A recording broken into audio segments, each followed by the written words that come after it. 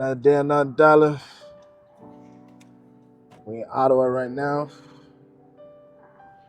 I'm gonna show y'all, where I come from.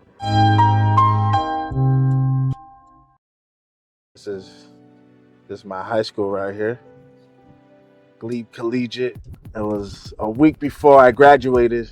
There was some student that was pretty much saying how he was gonna kill me. Back then I had a huge ego. I don't play with that word. Picked up a few homies, came back to the school. I came on this street, but I was driving on the other side, like the wrong way on the one way. This is a one way right now. The one way on the runway. And then I stepped out, and the guy just see me, but he didn't know that I had people in the car. So him and all his boys like pulled up on me, and they're like, "Yo, what's up?" And then they see my homies pull out the whip, and then I'm like, "So I heard I'm dead today." Yeah, man, I was so pissed. I took his hand, I'm like, never talk like me like that again. You know what I mean? Punched him. We're scrapping, and then the teacher came out. And she was like, "Luigi." I'm like, "Oh, fuck." So we all start running. And then the next day in school, the principal came and he was like, "Luigi, I would like to talk to you real quick." And I'm like, well, what's up?" And then I get up to go talk to him. And he's like, "Oh, you might want to bring your bag." I'm like, "Oh, fuck." They're like, "Yeah, so what happened?" I'm like, "Yo, me and the guy were just talking. Like, we got into an argument, but it's all good." Then boom, they played the videotape of me coming the wrong way on the street, like the whole thing. And then they're like, "Yeah, you brought criminals here too," because the police came after. And I'm like, "Yo, it is what it is." Like, defending myself, you know what I mean? Pretty much, I almost got my ass suspended a week before my graduation.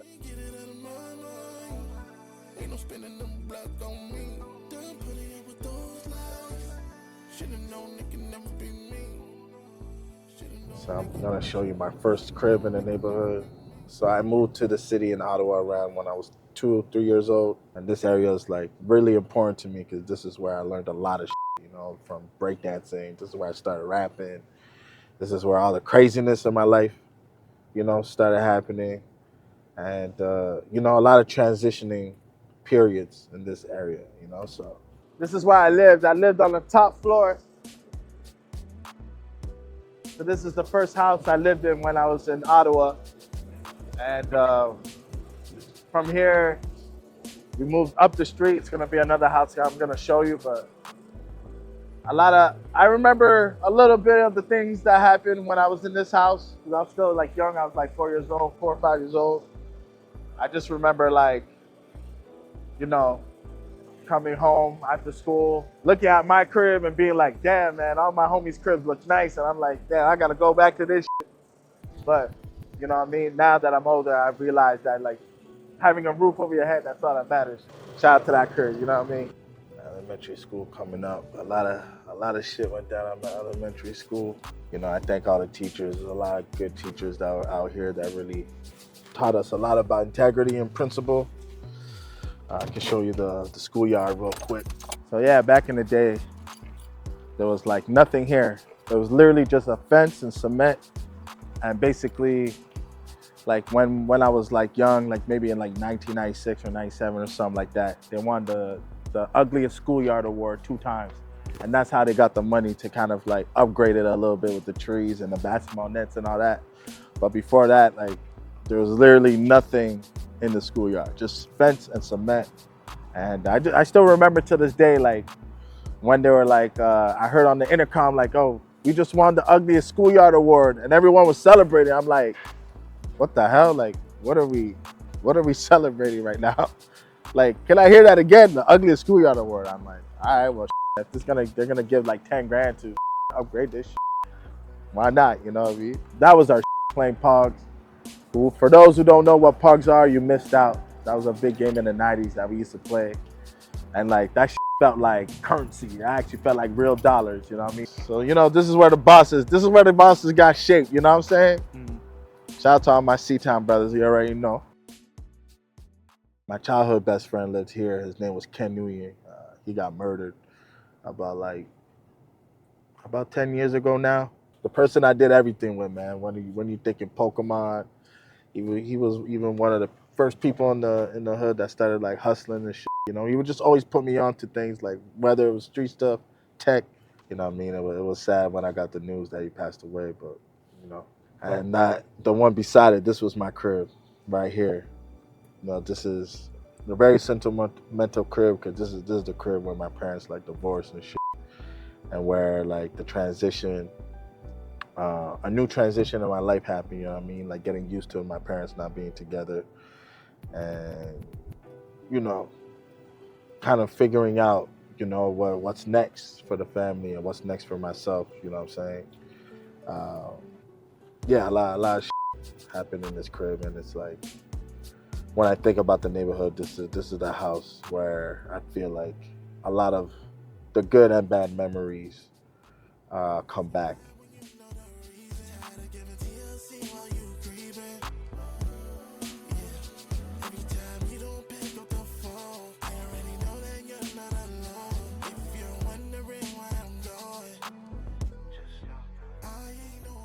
Y'all, this is the best Haitian restaurant in the world. Whew. I tell you all the time. Every time I pull up, I'm always like, and trust me, man. I've been trying to find a restaurant. I'm like, yo, what restaurant can I do Margot's? I went to Boston. I went to Miami, For real, New York, Wow. Montreal, and I Wow. still haven't found any place. Well, that's little better do people know this parking lot right here. Yeah. You know what I mean? This parking lot right here. This guy turned the whole parking lot turned up. Oh, yeah, Did a yeah, video yeah, in this yeah, parking yeah. lot. You know what I mean? Stood right on the roof.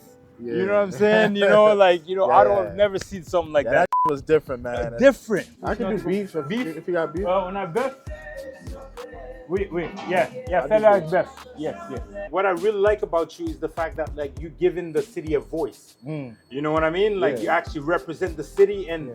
there's a lot of people that leaves Ottawa. Yeah. There's a lot of people that don't see the value in the hometown of Ottawa. Yeah, and yeah. the fact that you sticking to it and Yeah. showing people that like you're here, Yeah. I really appreciate that. Nah, man, that's love, man. Yeah. You know what I mean? That was Yeah. always a goal of mine. You know, it was always a goal of mine. We You need know- we need people like you. You know, yeah, because we all been in a situation where we didn't have a lot. You know what I mean? Yeah.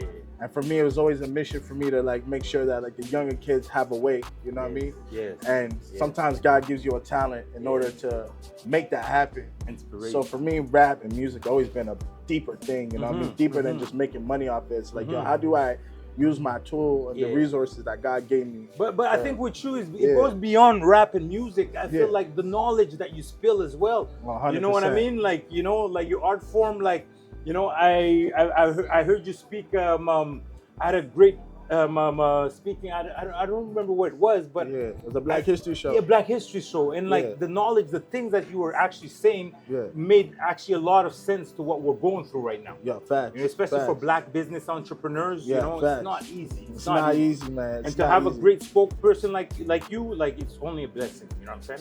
What has been like your biggest challenge as an entrepreneur in the city? Like if you were to give like the raw truth, like what's that shit that's been hard for you in the Yeah, city? man. The raw truth of it, you know, I think we all know it. The tax factor, you know, it's a killer in the city. Yeah. You know what I mean? Because you're giving out so much out of what you make. You probably giving out 45 cents out of a dollar. Yeah, And out of the rest, you have to manage to pay your bills and this, that. yeah, So taxes is it's one of the, like, that's one of the reasons why a lot of people leaving the country and the city. yeah, We're getting taxed to death. yeah. You know what I facts. mean? Like there's other factors as of like, you know, there's regular business stuff, you know. Yeah. But the other thing too in restaurant business that a lot of people don't know, there's no regulations. Like when I go buy something, Yeah. I could go buy this and then today is $5 and then the next day is $50. There's no regulation and who's regulating the prices. Yeah, You know what I mean? So it's always a big challenge to know like how do we price our stuff so we can stay profitable. yeah, yeah. You know what I mean? I think like there should be regulations, just like, you know, just like housing. You know, the government give a kind of a break.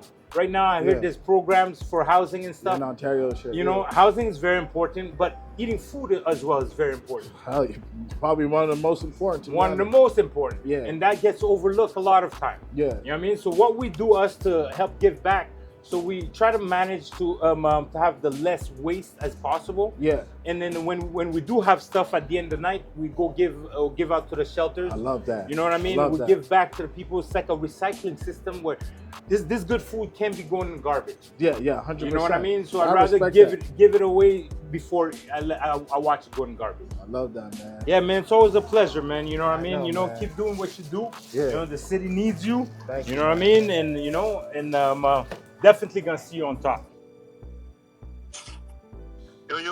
Yo, Stano, What's poppin'? what's up? I saw some money coming into the bank account. I want to see if that was some new sales. So yeah, so the first one is Four Corners. Oh, shout out to Four Corners, man. That dude's a real one. And then you have someone called James Hall. Oh, yeah, They that's got a my t-shirt too. that's my therapist. I guess the last session went well, man. Maybe he got inspired by our conversation where it happened. Probably. And where are we at with the sales so far? I think we're like around 190 right now. Oh, okay, perfect. We got So we're getting close to the 200. the targets. Okay. So I think we should make an announcement that we're close, and then, hopefully we got some more people that is willing to get us to that 200 so we can get back that $1,000 to independent artists.